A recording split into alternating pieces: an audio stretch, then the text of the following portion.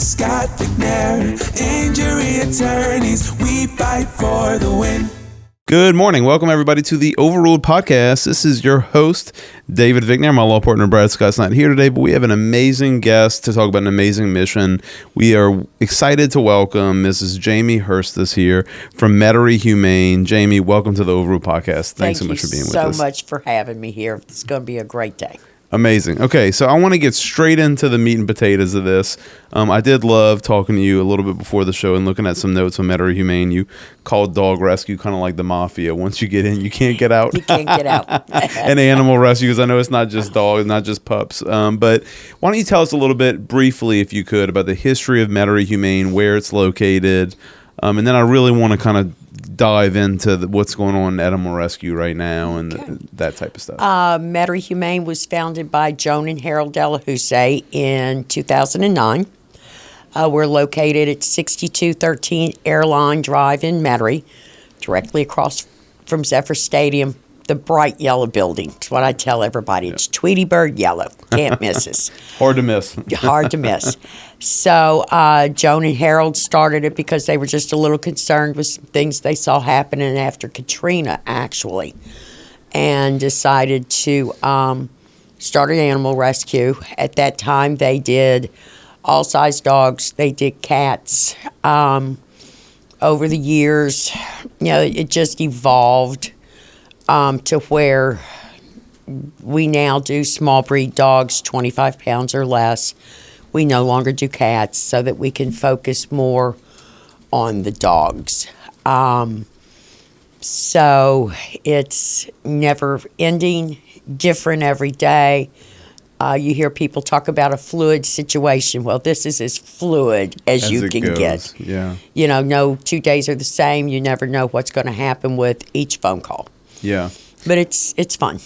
Yeah, and I think you were just telling me before we went on the air. So, like, for example, was it a week or two ago you had no puppies? We had no puppies as of August 19th. August 20th, I went to Rain, which, if anybody doesn't know, is the frog capital of the world, and went into a hoarding situation and pulled out 4 pregnant mamas. 2 of them had their babies in the same bed earlier that morning, and between the 2 of them, they had 10. Another mama had climbed up in a cabinet and had a litter of 7. Unfortunately, 4 of those had already died by the time we got there, and we lost 2 more that first night, and a couple of days later, we lost her last remaining one, unfortunately. But it does happen. It's called failure to thrive. Hoarding situation, people probably had 40 dogs, bad vet care, prenatal care basically, and she was just too young. So, and then we pulled another pregnant one at the same time. So we had 10 born on August 20th. Then the last mama from that hoard had her 5 August 24th. On August 28th, another dog that I had taken in as an owner surrender 13 days earlier graced us with 7 more. Oh, wow. So we now have 22 puppies right at 8 weeks or less. Wow. So, but so it's amazing you went from, like, it's horrible situations sometimes y'all get caught in, like this one. Yeah. But you went from, a month ago or a month and a half ago essentially having 0 to 22 just like that. And is that kind of the nature of what y'all mission is? It's just like it comes from... Yeah, it can be. And I just don't think the general public realizes for every hoarding situation such as the one that we helped out with Rain, there are 40 more. Yeah. That nobody knows are there. Nobody even knows, yeah. What was unusual a little bit about this one is this woman lived in the middle of a subdivision.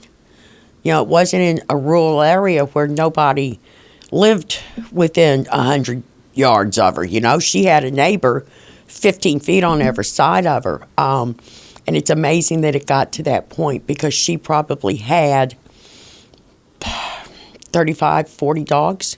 Unreal. After I left with 26. Unreal. So, and it just, People need to, if they see something like this, they need to make phone calls. They need to bring this to somebody's attention. We lost a litter of 7 because of bad living situations. Yeah. I've had 2 of the ones in the original 10. We're having them treated right now for hydrocephalus. They're on a 6-week medical program with 2 different meds twice a day. One of my little ones that was born on the 24th, I just had to Tuesday, she had emergency bilateral hernia surgery. So, it's just It's so horrible. many issues. Yeah, Yes, it and is. so you, we talked a little bit about the hoarding situation, but I've got to also imagine that part of the mission is you have these heartbreaking situations that probably you rescue some animals that are being abused or were just beaten up by the owners. Right, and not abused, taken care neglected. Of. Yeah. It's horrible. It's horrible. Yeah. It's horrible. And it's at epidemic levels. Owner surrenders are at an all-time high, have been for the last 18 months to 2 years. And I know that things are tough, the economy's tough, but you take these babies in, these dogs in, it's supposed to be for a lifetime. It's a lifetime commitment, not until what if. Yeah. And I tell people all the time, you wouldn't just, when times are tough, take your child somewhere and go, How many of y'all how many of the adoptions or cases of the animals that y'all take in, Jami, or what percentage would you say is a big chunk of it that the owner surrenders, or is a mix of like owner surrender plus like hoarding situations, y'all go in and rescue the animal, or they're just in the street in public and you rescue them that way? Right. Like last week, after we took in all those puppies and the dogs out of rain, we sort of shut down intake. I had almost 60 dogs. We keep all of our dogs in-house. We do not work with a foster base. So everybody is in our building. So, you get to the point to where you literally just have no more room. So we had stopped doing intake. Well, we've gotten several dogs adopted since all of these came in, opened up a little room. And last Monday, somebody showed up with a dog they found running the streets in Kenner. So I took him. Oh. The next day I have a guy call. Well, first his mom called and then he called. So I ended up taking his dog. So, that was a stray, we'll call it. And then an owner surrender that came in back to back in less than 24 hours. Wow. I get calls every day. I need to give up my dog. You do what you can. Do what you can, yeah. And the bad thing, like I keep saying right now, every parish shelter is full. Rescues are all full. There's only so much we can do. We cannot rescue, adopt, and foster our way out of this issue. We don't have a dog problem. We have a people problem. Yeah. So. Jami, would you say, what is the process when y'all take, just so our viewers could understand and listeners could understand, when y'all take an animal in for rescue, a pup, how long do y'all typically keep them? And is there any risk of euthanasia if you can't get an adoption? Like, how does that process work? When we take in, that baby is ours until they are either adopted or they stay with us and live their normal life. And when the time comes, that they're old or sick, we do not euthanize. That's amazing. There are situations, you get a dog in and he's with you for 15 years. He gets old. Yeah, that's different. That's different. We do have a program, we call it Forever Ours. And those dogs that are deemed unadoptable, whether it's age, infirmity, a medical condition, or whatever, if we know that we're not going to be able to adopt them, we move them from adoptable into our Forever Hours. And they just stay with us forever. That's amazing. We have 3 in that program now, Babette, Peanut, and Baby Boy. Oh. We had a 4th. Babette and Peanut. They sound awesome. Yeah. Babette is, as a matter of fact, Babette lives at the shelter with us. Miles is squirming back there, just like me. We both love dogs. Yeah. So Well, I went and I met all of them. Yeah. I met all the puppies like the day you got them, or pretty close Yeah, to pretty it. close. And I was like, man, she's like, this is not normal. Like we usually, and they were hilarious. All the puppies were so funny. Yeah, 22 puppies is very entertaining. Just, amongst other things. We have gone through more pee pads, sheets, and paper towels in the last 8 weeks than you would think was even possible. But it's what we do. Yes. It's an amazing mission. It's just, we are that somebody. You'll see on Facebook, I saw this dog, he's running the streets. Somebody needs to do something. Well, obviously my middle name's Somebody. Didn't know that. Doesn't say that on my birth certificate. But, it's never ending. Now, as far as the operation itself, Jami, is everyone a volunteer? Are there any full-time employees? No employees. Everybody's a volunteer. That's unbelievable. Isn't Everybody. that amazing? Nobody gets paid, from the poop scooper to the president. Nobody. That's incredible. And Yeah. so the entire operation is run by volunteers. And I know that the Delahousseys were the founders and probably contributed a lot of funds to help make it happen. But talk to us a little bit about, how do people help with the mission of Metairie Humane? Where can they donate? Or let me ask you this question first before we get to where they could help and donate, and talk a little bit about that. Is 100% of operations funded by donations? Yes. It's amazing. Everything we do is because of donations and our fundraisers. We have fundraisers throughout the year. We have 8 that are permanently on our schedule every year. And then we just never know what's going to happen throughout the year. That may warrant us doing something else. We've had a puppy shower for one of our dogs who was having 9 babies. Oh. And when I put the X-ray out from the vet and saying, look, her name was Bacall. She came out of a hoard, naturally. Yeah. I put out the X-ray and said, how many babies do y'all see? And then an hour or so later, I circled them all and counted them. She had 9 babies, and somebody jokingly said, you ought to have a puppy shower. And I went, we can do that. Why not? So we threw together a puppy shower in about 3 days. It was the Saturday. The 4th of July that year was on Monday. We did it the Saturday before, so it's a 3-day weekend. Mm-hmm. We had about 40 people in our lobby. That's amazing. 2 years, June 15th of 24, 2 of our forever ours, Babette and Francis, who was named after St. Francis of Assisi. He's a boy. We got them married. Oh. Truly. They fell in love. So we do all of our dinners at St. Matthew's United Methodist Church in Airline Park. Did they have a prenup? No, well, they did, but not really. I couldn't help. I'm about to say, if they need an attorney, Yeah. we can write something up. So, they did have their counseling with their minister, with their judge that married them and all. We had it at the church. It's amazing. Arches, flowers. Got married by a real justice of the peace. Amazing. It was great. We had Stacy? 80, 90 people at the wedding, and streamed it live to another 150. I think it's amazing because what it shows is you're just having a lot of fun with a mission that means a lot to you and all the other volunteers as far as saving all these all these dogs. How many volunteers altogether do y'all have, Jami, in the volunteer pool? We've got probably a large base of probably 30. There's a smaller group of us that are the ones who are intricate in the day-to-day, the planning of my events. I call them my doggy divas and my doggy dudes that are there more every day or 3 or 4 times a week. And then I've got a larger network of others that come in, when they can. Unfortunately, so many have one of those things called a pesky job. Those things are ridiculous. I empathize.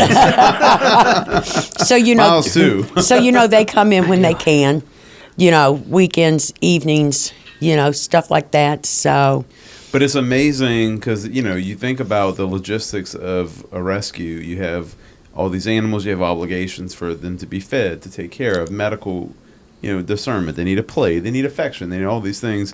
And it's a full-time operation Yes, that you got to it is. run a day-to-day. So I think, to me, the thing that jumps out is like there's something really big in y'all hearts about this mission. Yes. To Yes. sustain an operation like that solely based on volunteers. Yeah, and my core group, my divas and my dudes, they are just passionate about this. All of my other volunteers who are fairly regulars, they are too. Unfortunately, they would all like to be able to be there more often, but unfortunately, like I say, they have pesky jobs. Therefore, they can't. But anytime I put out the ask, whether it's through a text message or on Facebook, everybody rallies behind us so well. We've got 43,000 followers, and we call them our dogdom. Yeah. Because, years ago it was, it takes a village. Yeah. Well, then once you get to be so big, your village is bigger than a village. Yeah. So, we have the bestest dogdom behind us that anybody could have. No matter what I need, all I do is have to put out the ask. Amazing. I mentioned, 3 or 4 weeks ago that I was running way low on paper towels and Gain laundry pods. In 3 days, I had so many boxes of Bounty paper towels that they took up literally half of my lobby. That's incredible. I had so many Gain pods that we had them stored all over the laundry room. But, people don't realize we do 12, 15 loads of laundry every day. Yeah. And what it takes is, right, like it just takes, I think some people could feel like, well, I have a job, and so I can't be a volunteer maybe in the volunteer rotation, but, what can I do to help? And that's a great example. And, Right. we're going to talk about in a second, our Operation Forever Home event coming up. For example, my law firm can't help y'all or Take Pause Rescues or solve every problem. We Right. can do small things and be a part Right. of the solution. So I love that you brought that up, because it's if you're listening and you're like, how can I help Metairie Humane?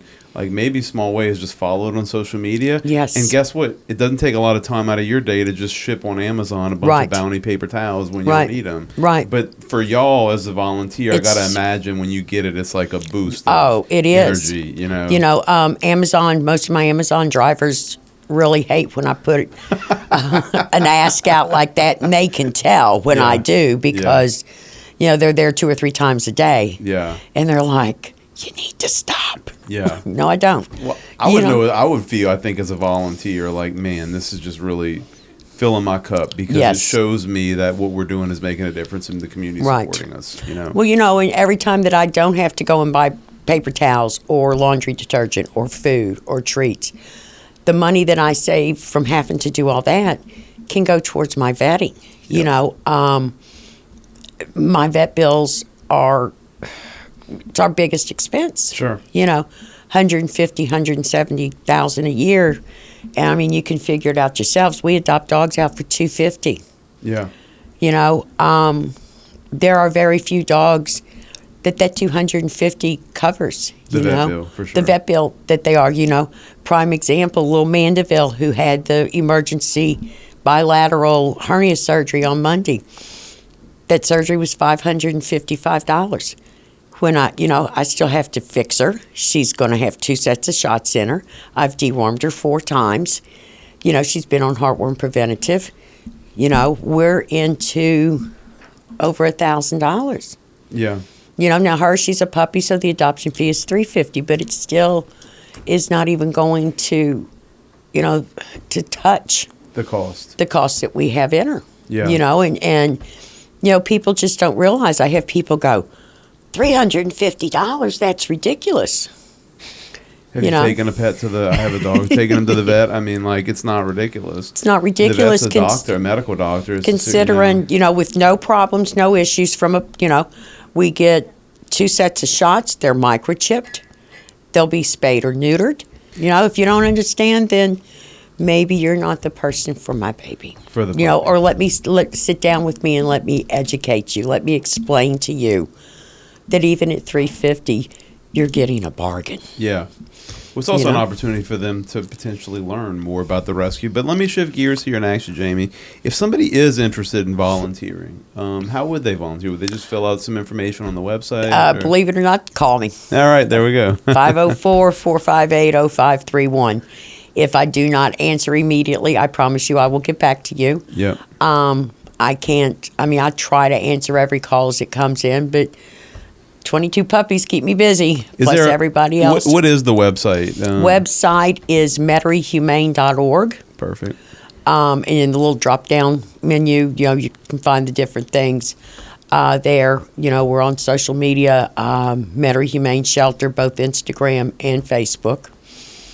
I'm I sure you'll have all apologize now kind for of how much I post because, some days I may only post 1 or 2, and then I may hit a streak and post 15 times for 4 days. You Amazing. just never know It's just how you feeling. Good for you. how I'm feeling and how much time I have. Or the kids today would say vibing. Yeah. So, and I'm assuming the volunteer stuff, Jamie, could range anything from everybody has to be like 30 hours a week volunteering. Some people could pop in here and there, Yeah. to just get in the Oh, rotation. yes. Right. Y'all take whatever help you can get and Oh, volunteer. definitely. Now, if you're interested in adoption, can you tell everybody a little bit about, do y'all highlight the available pups Right. on the website and on social media? How does that process Right. work? On the website, when you go into the drop down, there's a link for adoptable pups. That will show you everybody we have available. Gives you some stats on them, age, breed, things like that. Social media, I try to post them ever so often. It just depends on how crazy it is around the shop. We're trying to do as many adoption days and get our babies out. If you go on our website, you see somebody, call me. We'll schedule you a meet and greet. We do not do online applications. You come in, you meet the baby. When you find that one that touches you, then you can fill out the app. Takes us 48 to 72 hours to process. Once approved, then you come in, pay the adoption fee, take your first family picture, and then you're on your way to your lifetime love affair. Amazing. And so the total cost about $350, but that depending upon the age of the puppy. Right, puppies that under involves, a year or $350, a year above adults are $250. Gotcha. And on the puppies, I'm assuming that includes a lot of their initial veterinary Right, workup. generally two sets. It's age appropriate shots. We don't even start meet and greets until they've had their second set of shots.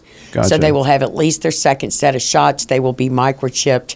They have been vet cleared by my vet, and then we make sure they get spayed or neutered, and all of that is on us. That's an amazing deal. Thank you. For the cost. I mean, Yes. it's just people who are wading into this for the first territory. I mean, I can tell you 100% for certain, and Miles has a pup too, and we talk about our dogs all the time. That's a good deal. All the animals are on there. Is on the website as well. Are you able to take donations? So I know Yes. we had some lawyers from the firm just playing the Divot for Dogs Yes. tournament. And then there's a gala we were talking about Right, at the the beginning gala of the is in show June. in June, Right. which is in Harahan. So those are your two big events Right, each year. right. Is there information about those events on the website? if people Yeah, are there will interested? be as we start getting a little closer. I haven't got my full calendar as far as dates for next year. Usually we put our calendar of events for our 8 yearly events. We usually get that on Facebook, Instagram, and on our website by mid-December. Gotcha. That way we've got everything nailed down, checked with all of our venues, and made sure everything is good. Golf tournament's October 3rd next year. I do know that. Amazing. But then if somebody doesn't know, so if somebody's like, I don't want to go to the gala, I don't want to go to the golf tournament, but I just want to donate. Can they donate on the website? Yes, you can donate on the perfect. website. The links are on there. Amazing. So that's MetairieHumane.org, and they're on all the socials. And we have, at Scott Vignair, our Right. Operation Forever Home event coming up. Is it November 8th or 9th, Miles? November 8th, Saturday, 9:30 to 12:30, Lafayette Square. Lafayette Square. We're going to have Metairie Humane, Take Paws Rescue, and Louisiana SPCA. And we are taking pre-registrations right now. We are Going to pull raffles. We said one. I'll probably end up paying for more just because I'm going to get emotional about this whole thing. Like, we're going to pay for the adoption costs for some winners who pre-register for the event. We're going to have Southern's food truck out there with beignets and coffee paid for by us. We're going to have music. And we're going to have these 3 amazing rescues, including Metairie Humane out there. And the point of this event is to get people out there to help get some of these puppies donated. Right. So if they're interested, Jami, they can go on Metairie Humane's website and see which pups are available, right? And then as we get closer, I will start posting on everything what dogs will be there with us that day, because I can't tell you now because we're 2 weeks out. Right. You know, and I don't know what is going to happen. And the weekend before your all's event, November 1st, at St. Matthew's in Airline Park, we're having a puppy palooza because all of my puppies they get their second set of shots. Those that get that cleared will be going to that. And it's going to be a huge meet and greet. That's amazing. For was going to be my 22 puppies. It'll probably just be 20 because of the 2 with the hydrocephalus. They'll still be on medication. Gotcha. So we're going, we'll have that. So then once I get through that, I'll know which one of those puppies may still be available that can then come to your all's event also. Well, hopefully there's a lot that are adopted in the interim. Yes, I hope. And so if you're interested, you don't have to wait till Operation Forever Home. Right. You can definitely go and look at what's available right now. Right. We've got 22 at Metairie Humane available that need... Actually, I got about 45. 45, sorry. Well, 22 Just new. 22 puppies. 22 puppies. 45 total, which need loving homes, need forever homes. So you can check out on their website what pups are available for adoption, and you can pre-register, and we will be pulling names to donate and cover the cost of adoption to promote this. It's a big need in the community right now, and y'all are just doing amazing work at Metairie Humane. It's unbelievable that volunteers run this scale of an organization. Yes. All volunteers. So last thing I wanted to ask you is... what would you say to somebody who's interested in adoption or getting involved but just doesn't take that next leap? Give them your pitch. What do you have to lose? Yeah. Just come out, come spend a couple of hours with us. The thing that I find is most amazing when people do actually come and see the behind the scenes. Everybody thinks people in rescue sit around and play with puppies all day. Yeah. Well, that's not true. Yep. And we have a lot of people who come in and volunteer for court-appointed service hours.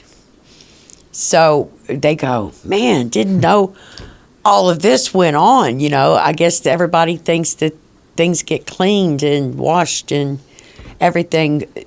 Without humans having to do it. Yeah, by little fairies or something, I wish, but they don't. It takes us 2 hours in the morning, depending on how many dogs are in-house, just to get everybody out, cleaned, scrubbed, disinfected, get it all straightened up, get everybody clean linens, clean beds, get their food down, and bring them back in. We start at 6:30 every morning. Unbelievable. And it takes us till about 9:30 to get all of that done. Right now, all the puppies are inside in the front building. Do I need to tell you how much poop 22 puppies can make? Anybody want to guess? I bet it's a lot. A bunch.